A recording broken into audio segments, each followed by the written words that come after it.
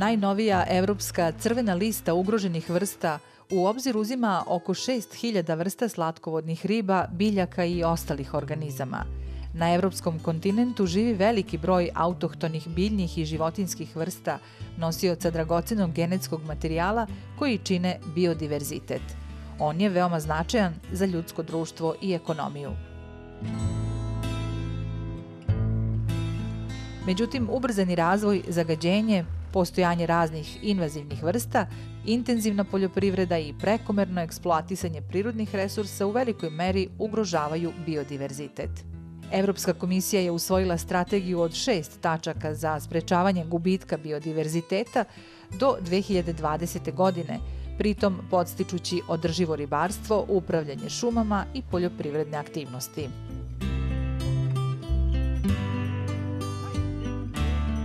Važnost poljoprivrede koja ne narušava biodiverzitet ne sme biti potcenjena, jer poljoprivredno zemljište čini gotovo polovinu teritorije Evropske unije. Farmeri se ohrabruju da razvijaju i prihvataju nove održive poljoprivredne metode, smanjujući upotrebu mehanizacije i đubriva. Kurt Sanen ima farmu nedaleko od Brisela i u potpunosti se okrenuo organskom modelu privređivanja koji štiti prirodu i donosi profit. Wat ik probeer te doen met ons bedrijf is een stukje de natuur verkopen, maar dan in een positieve manier.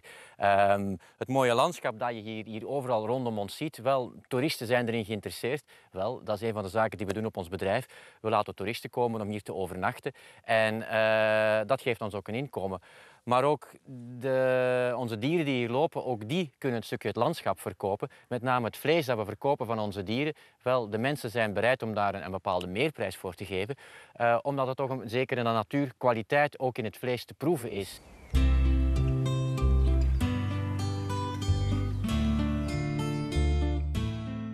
Poljoprivredne aktivnosti u Evropi sežu od tradicionalnog načina privređivanja sve do velikih visokoproduktivnih sistema.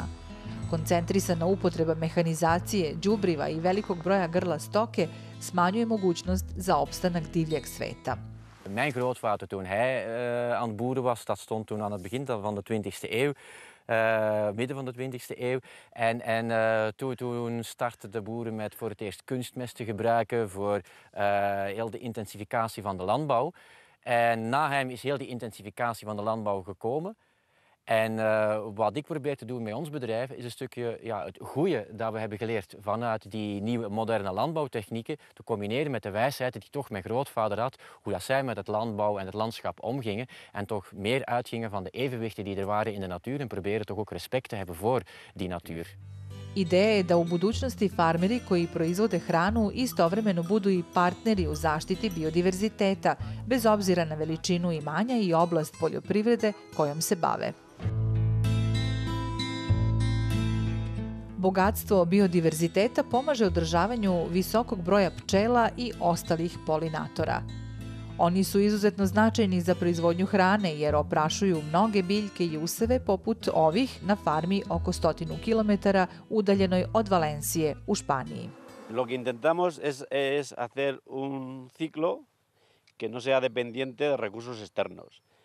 La tierra alimenta al ganado y a las personas, el ganado alimenta a las personas y a la tierra y la apicultura enriquece todo ese ciclo y le da y lo potencia mucho más.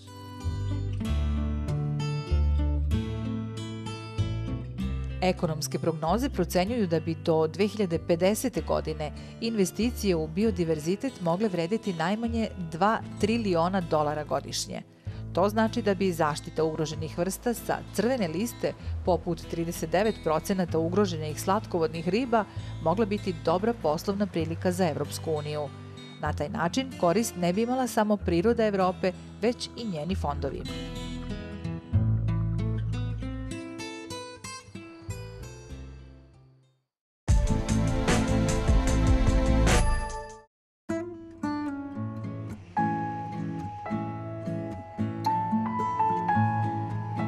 U naporima da sagradimo krov nad svojom glavom, od prirode postepeno otimamo zemljište na kojem živimo i pokrivamo ga betonom i asfaltom.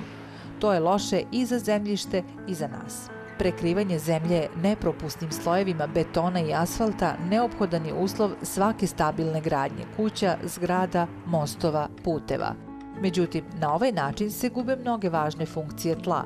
Iznad svega uništava se plodnost zemljišta. Kada je zemljište pokriveno betonom, voda ne može da otiče prirodnim putem, drenažom kroz slojeve, već se odvodi sistemom cevi i kanalizacija koje su u zavisnosti od kapaciteta odvoda često prepunjene. Gradovi rastu velikom brzinom, pri čemu mi sami stvaramo neodrživ način života. Ovim tempom razvoja nećemo postići ni jedan od naših ciljeva željene energetske efikasnosti i održivosti. Zemljište predstavlja najvažniji omotač zemlje koji nam obezbeđuje osnovne uslove za život. Ono je jedan od najvažnijih izvora života i ne može se ignorisati. Trenutno nismo zabrinuti jer hranu možemo da kupimo i iz drugih zemalja širom planete, ali do kada će to biti moguće? Ekonomski gledano, poljoprivreda je u ovom slučaju uvek gubitnik. Vrednost koja dolazi izgradnjom stambenih i industrijskih objekata uvek premašuje vrednost obradivog zemljišta. Urbanisti imaju težak zadatak da vrate okolinu u prvobitno stanje i objasne da je to u interesu svakog pojedinca. Iako se članice Evropske unije još uvek nisu usaglasile oko načina sprečavanja uništavanja zemljišta urbanizacijom, sve veća površina pod betonom i asfaltom zabrinjava. Mnogo odlučnijim pristupom treba ograničiti gradnju gde nije neophodna, ublažiti posledice oštećenja, ukloniti asfalt gde je moguće i vratiti zemlju u što je moguće prirodnije stanje. Jer ovakvim tempom uskoro ćemo zelene površine viđati samo u malim parkovima naših ogromnih gradova.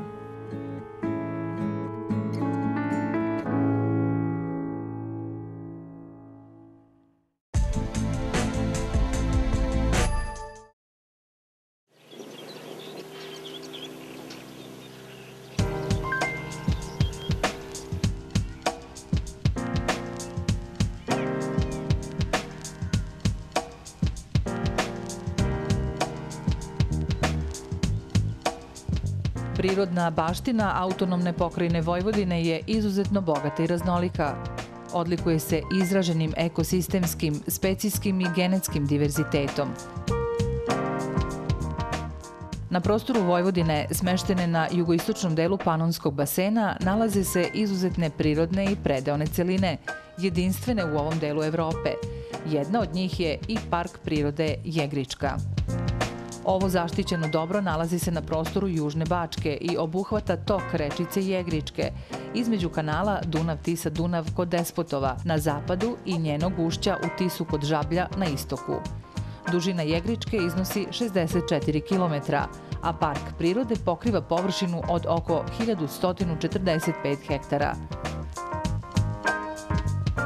Od 2005. godine njime upravlja javno vodoprivredno preduzeće Vode Vojvodine.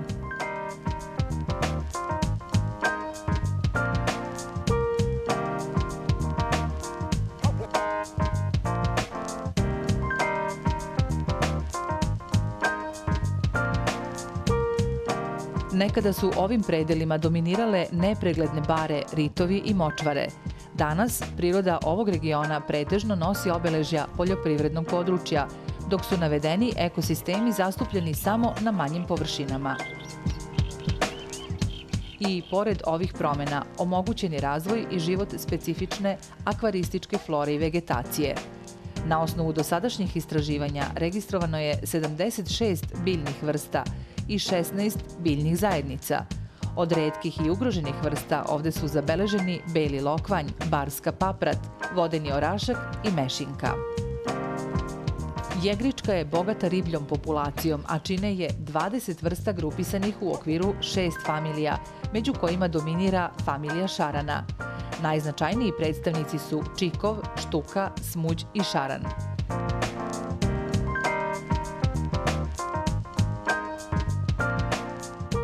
Kao vlažno područje, ovaj park prirode pruža povoljne stanične uslove za razvoj i život vodozemaca i gmizavaca, među kojima su i mali vodenjak, 8 vrsta žaba, a od gmizavaca prisutna je retka i ugrožena barska kornjača, kao i 2 vrste zmija, belouška i ribarica.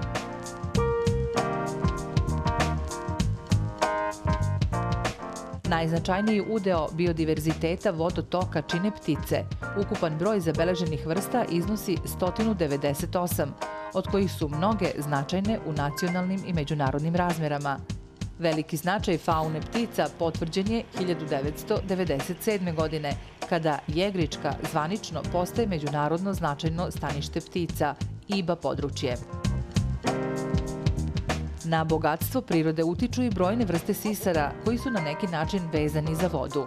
Veliki broj vrsta je zaštićen kao prirodna retkost, kao na primer vodena rovčica. Stalni stanovnik ovog područja je i vodena voluharica, a na okolnim poljoprivrednim površinama živi prugasti poljski miš i poljska voluharica. Od velikog značaja je i prisustvo vidre, koja predstavlja prirodnu retkost, a nalazi se i na evropskoj i svetskoj crvenoj listi. Ovo zaštićeno dobro, zahvaljujući svom povoljnom geografskom položaju i činjenici da je saobraćajno veoma pristupačno i dobro povezano sa ostalim delovima Vojvodine, predstavlja izuzetno atraktivno mesto za organizovanje programa edukacije, rekreacije i razvoj ekoturizma. Jegrička je iz godine u godinu sve bogatija stazama zdravlja. Sve više namernika sa radošću posećuje ovo mesto, bežeći iz gradskih gužvi na tihe obale reke. Pored šetnji stazama zdravlja, turistima je omogućeno da uživaju u vožnji biciklom kroz prirodni ambijent, da se voze drvenim čamcima ili uživaju u posmatranju ptica. Jegrička pruža mogućnost za razvoj lovnog turizma na poljoprivrednom zemljištu koje na nju naleže, a razvijen je i organizovani sportski ribolov uz mudro korišćenje faune riba. U okviru parka otvoren je informativni centar u Temerinu, čiji je cilj da posetiocima omogući pružanje svih potrebnih informacija i usluga.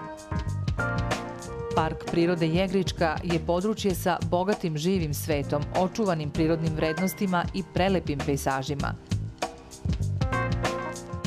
Bilo da ste ribolovac, biciklista ili prosto želite da se prošetate i uživate u cvrkutu ptica, ovo mesto nudi savršen odmor od gradskog, užurbanog načina života.